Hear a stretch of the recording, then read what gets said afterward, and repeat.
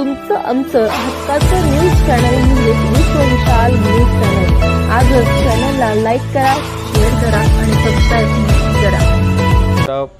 60 फुटी पुतळा तोच हवेनी कोलमडून पडला आणि महाराजांच्या प्रतिमेचं एक प्रकारे विडंबन झालं। महाराष्ट्राच्या, देशाच्या, जगाच्या इतिहासात कधीच या प्रकारचं विडंबन झालं नव्हतं।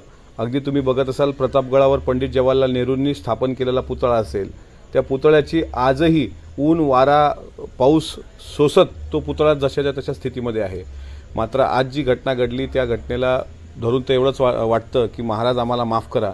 जन्माष्टमीच्या कार्यक्रमामध्ये सर्व तरुणाई गुंतलेली आहे, पण दुसरीकडे छत्रपती शिवाजी महाराज ज्यांचं नाव घेतल्याशिवाय कुठल्याही राजकीय पक्षाचं राजकारण सुरू होत नाही, त्या छत्रपती शिवरायांच्या प्रतिमेचीच जर अशी विडंबना होत असेल तर संबंधित कंत्राटदार, संबंधित विभाग आणि जे कोणी मुजोर अधिकारी त्यांना पाठीशी घालतायत, मुजोर राज्यकर्ते पाठीशी घालतायत, या सर्वांवर कठोर शासन झालं पाहिजे।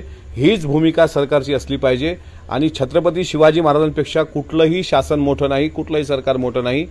आपले महापुरुष आपली अस्मिता आहे।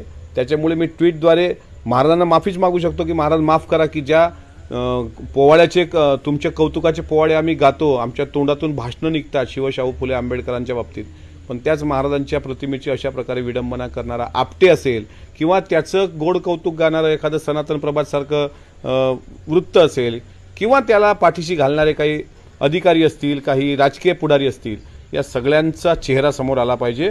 छत्रपती शिवाजी महाराजांचा अपमान महाराष्ट्र कधी सहन करणार नाही आणि जर आपण वेळीच सावरलो नाही तर मला असं वाटतं भविष्यात शिवाजी महाराज आपल्याला कधीच माफ करणार नाहीत। यशोमती ठाकूरांचं म्हणणं आहे की यशवंतपूर कमिशन खोर सरकारमुळे महाराजांचा अपमान झाला।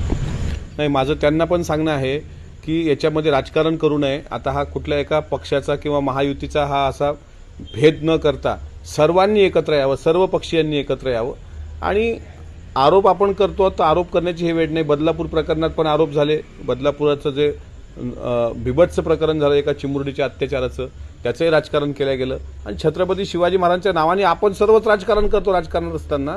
पण असं जर झालं असेल तर जो कोणी मलाई खाणारा असेल, कंत्राटदार असेल, त्याच्यामध्ये ज्यांनी पैसा खाल्ला असेल, त्याला टकमक टोकावरून त्याचा कडेलोटच केला पाहिजे। शिवाजी महाराज जर आज असते किंवा छत्रपती संभाजी महाराज जर असते तर अशा लोकांचा उजवा हात आणि डावा पाय निकामी केला असता। त्याच्यामुळे सध्याची परिस्थिती आहे महाराष्ट्राची अस्मिता जपण्याची, या घटनेचं कोणी समर्थन करू शकत नाही।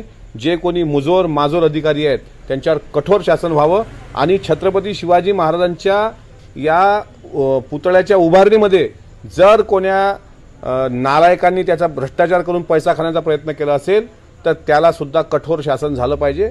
शिवाजी महाराजांपेक्षा कोणीही मोठं असू शकत नाही। तुमचं आमचं हक्काचं न्यूज चॅनल म्हणजे विश्वविशाल न्यूज चॅनल। आजच चॅनलला लाईक करा, शेअर करा आणि सबस्क्राईब करा।